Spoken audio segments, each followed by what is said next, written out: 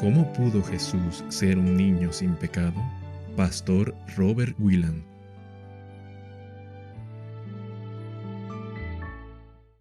Capítulo 3. Definamos nuestros términos.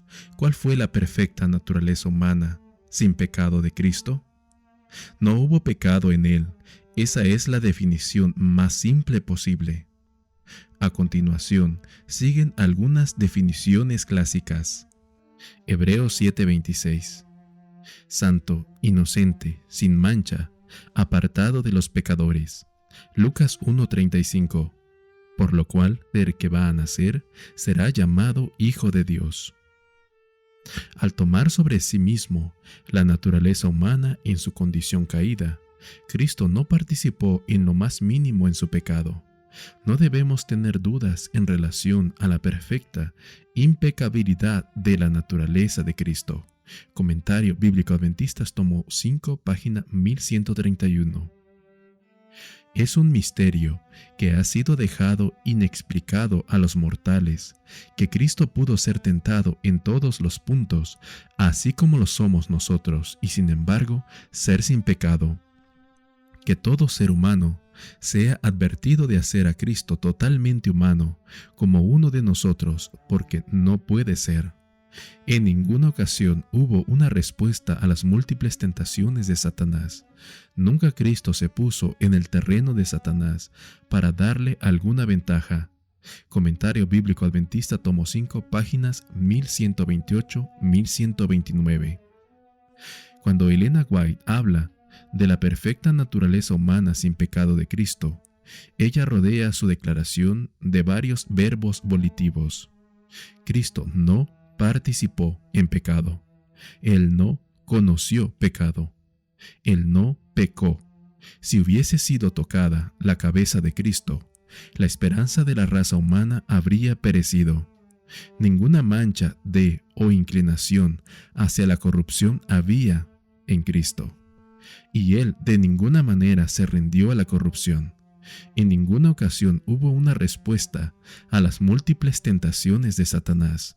Nunca se puso Cristo en el terreno de Satanás.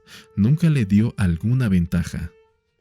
Eso no significa que ella definiese el pecado como actos meramente externos, sino que parece claro que la abolición tiene que estar implicada en la perfecta impecabilidad de Cristo. Una constante elección de justicia requiere un estado interno de impecabilidad, una santidad de corazón que fue básica para su carácter externo. Estas expresiones dejan claro cómo Cristo no tuvo propensiones al pecado, o cómo ni por un momento hubo en él una propensión hacia el mal.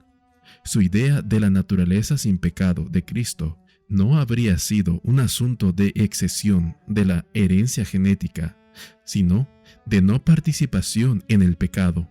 Es así como su naturaleza fue perfectamente impecable. Pero todos asumimos que los hijos recién nacidos no son capaces de decidir al respecto de ningún tipo de verbo volitivo. De esta manera es fácil concluir que él necesitara algún tipo de ejeción para su impecabilidad como niño. Pero debemos preguntar, ¿es transmitido el pecado en sí genéticamente? Decir que todos pecaron, excepto Cristo, no prueba que así sea. Una excepción genuina anularía esta asunción. Y si entendemos esto correctamente, una excepción tal probaría que todo nuestro continuo pecar es innecesario. Las generaciones que creyeron en el pecado original no deben prejuiciarnos. Como adventistas deberíamos aprender del gran chasco de 1844. Nuestra lección de no asumir que los conceptos teológicos que hemos heredado de la cristiandad son necesariamente verdaderos. La suposición ingenua de que la tierra era el santuario nos llevó el doloroso gran chasco. Tras haber sido castigados de esa manera, estamos en condiciones de poder darle al pecado original un escrutinio más profundo. A menos que Elena White fuese dada a usar un lenguaje jesuitivo ambiguo, debemos aceptar sus enseñanzas de que en su encarnación Cristo no recibió una excepción programada de nuestra herencia genética normal del Adán caído. Deseado de todas las gentes, página 49. Hubiera sido una humillación casi infinita para el Hijo de Dios el tomar la naturaleza del hombre, aun cuando Adán permaneció en su inocencia en el Edén. Pero Jesús aceptó la humanidad cuando la raza había sido debilitada por 4000 años de pecado. Como cualquier hijo de Adán, él aceptó los resultados del trabajo de la gran ley de la herencia. Lo que estos resultados eran, está mostrado en la historia de sus ancestrales terrestres. Cristo no hizo como si hubiese tomado la naturaleza humana. Él realmente la tomó. Él realmente poseyó la naturaleza humana. Así como los hijos, no Adán, son participantes de carne y sangre, él también semejantemente tomó parte de lo mismo. Él era el hijo de María, él era de la simiente de David, de acuerdo a la descendencia humana. Comentario Bíblico Adventista, tomo 5, página 1130. El testimonio consistente en la Escritura es el mismo. Nunca encontramos una insinuación de que Cristo tuviese una exención. Note la acumulación de citas repetitivas de las Escrituras. Dios envió su propio Hijo en la semejanza de carne pecaminosa, y por el pecado condenó el pecado en la carne. Romanos 8:3. Referente a su Hijo Jesús, nuestro Señor, el cual fue hecho de la simiente de David de acuerdo a la carne. Romanos 1:3. Vemos a Jesús, el cual fue hecho un poco menor que los ángeles para el sufrimiento de muerte, porque convenía que Dios perfeccionara por medio de las aflicciones al autor de la salvación de ellos. Porque el que santifica y los que son santificados de uno son todos, por lo cual no se avergüenza de llamarlos hermanos. Así que, por cuanto los hijos participaron de carne y sangre, él también participó de lo mismo, para destruir por medio de la muerte al que tenía el imperio de la muerte. Porque verdaderamente él no tomó sobre sí la naturaleza de los ángeles, sino que tomó sobre sí la simiente de Abraham, por lo cual debía ser en todo semejante a sus hermanos, pues en cuanto él mismo padeció siendo tentado, es poderoso para socorrer a los que son tentados. Hebreos capítulo 2, versículos 9 al 18. Aquí Pablo tuvo la oportunidad áurea de enfatizar la desemejanza de Cristo con nuestra herencia genética, para mostrar cómo Él era diferente de nosotros en la naturaleza que Él recibió, de la simiente de David, espermatos.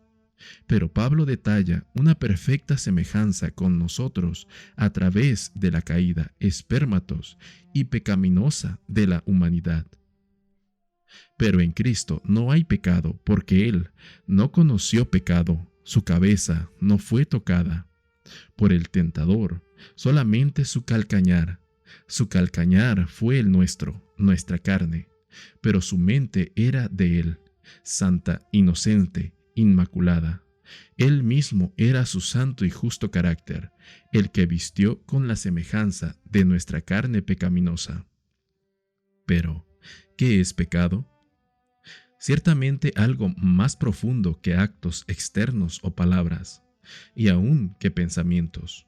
Es profunda alineación del corazón hacia Dios, y no simplemente una separación espiritual de Él, sino que una enemistad de corazón contra Él. Podemos ver esta verdad definida en la cruz. Cristo experimentó, sin pecar, la separación espiritual de Dios cuando exclamó: «Dios mío, ¿por qué me has desamparado?». Pero su corazón no estuvo ni por un momento en enemistad con Él.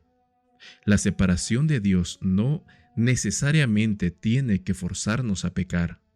La penosa experiencia de desamparo que sufrió Cristo le dio la misma excusa para enemistarse contra Dios que todos hemos tenido, pero Él escogió decir no a ella. Él no permitió que la separación se volviese alineación. Él creyó en Dios aún estando en total oscuridad. Ahora, entra en escena un nuevo elemento que nunca ha estado presente en cualquier otro niño que haya nacido en este mundo. Cristo era ágape en la carne humana, porque Dios es ágape, dice Juan, 1 de Juan 4:8. De tal manera que su impecabilidad como niño significa que él siempre estuvo en una comunión de corazón con su Padre. En él confluyeron el legado de la humanidad pecaminosa, junto a aquella divina cualidad de ágape, la cual prestamente condenó el pecado en la carne. Esta clase especial de amor siempre genera una cruz cuando se encuentra con el problema del pecado en la naturaleza humana, y en esa cruz el yo es crucificado. En él, Dios no huyó de nuestra batalla, Él la enfrentó de lleno. ¿El resultado? Él tomó nuestra carne con todas sus desventajas, pero resolvió el problema del pecado en la carne. Romanos 8:3. El contraste entre los dos puntos de vista es interesante. Uno dice que Cristo no pudo ser nuestro impecable sustituto, nuestro Salvador del pecado, nuestro sumo sacerdote intercesor, si es que Él se acercó demasiado a nosotros, ya que en ese caso hubiera sido forzado a pecar. Si el pecado está arraigado en la carne humana, entonces es invencible. La invención diabólica del pecado es demasiado fuerte como para que Dios, para enfrentarla, si es que Él se acerca demasiado a ella, lógicamente, este punto de vista entregaría la gran controversia en las manos del enemigo. El otro punto de vista ve que Cristo no puede ser nuestro sustituto y Salvador, a menos que Él realmente se acerque a nosotros, identificándose con nosotros donde nosotros estamos y resolviendo el problema del pecado justamente donde éste está, en nuestra naturaleza pecaminosa caída. Él tiene que ser nuestro segundo Adán, la nueva cabeza de la raza humana caída. No puede salvar aquello que Él no toma o no asume. No puede ganar una victoria simulada. Ahora, volvamos a nuestra pregunta. ¿Puede haber comenzado en la niñez de Cristo aquella obra de condenar el pecado en semejanza de carne de pecado? Si no fue así, ¿cuándo comenzó?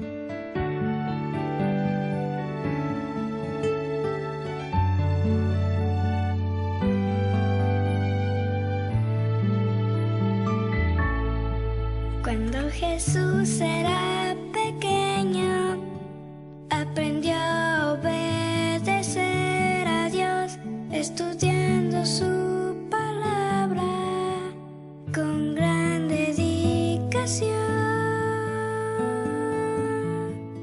Y Jesús crecía